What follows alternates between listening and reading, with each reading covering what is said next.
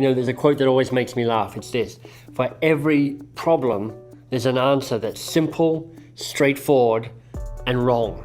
And I think this is one of the key challenges that we face in our organizational life is we're always looking for the easy route, and the easy route is not necessarily the best route. Sometimes it is, but not always. So let's talk about that for just a bit. The way I tend to think about the easy answer is I think it's often a symptom of what I would call first idea-itis. What's first idea-itis?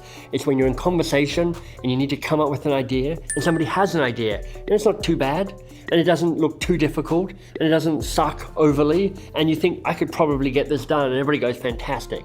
Let's roll with that idea. And what you have here is a classic moment of action trumping insight.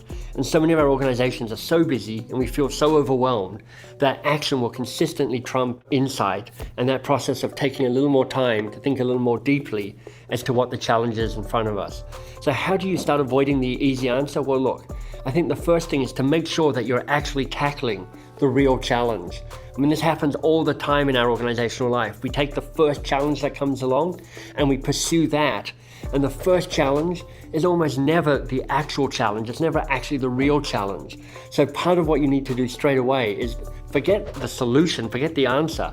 Step way back and start thinking to yourself, what's the real challenge here? Are we solving the right problem, or are we just solving the first problem? The second issue with first idea-itis is you probably just haven't got a range of good solutions to pick from. And there's some pretty compelling research that suggests that by going with the first idea, you're actually setting yourself up for failure. So if you're falling for first idea-itis, if you're going to take the easy option, you probably haven't figured out what are all the things that are on the table that we could do. So let me give you some questions that I think can really help you there. There's the kind of default questions that I go with. When we think of this challenge, what ideas could we have that would have the most impact? And of course, I'd love you to use what I call the best coaching question in the world. You go, great. And what else could we do that would have impact? Lovely. What else would have impact? Then perhaps what would be the fastest thing to do? Love that question because it's about speed. What would be the fun thing to do? What would be worth doing even if we failed? I think that's a lovely question. It's a version of the what would we take on if we had no fear, which I quite like, but I think the question is better when it's phrased, what would we do even if we knew that we would probably fail trying to do it? And then I think the third thing, and this is kind of a more philosophical piece, is by taking the first solution, you're defaulting to easy. And you're thinking that easy is valuable or easy is important. And honestly, there are times where it is. But I think often it's actually just a bit lazy to say, you know what, I could push myself, I could push my team, but instead, just because it's easy that way, we'll just go with the easy answer.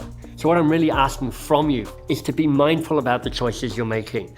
And finally say, this is what we stand for, is to find the best solution forward, not just the easiest solution forward. I think that's the way that you and your team can get access to doing less good work and more great work.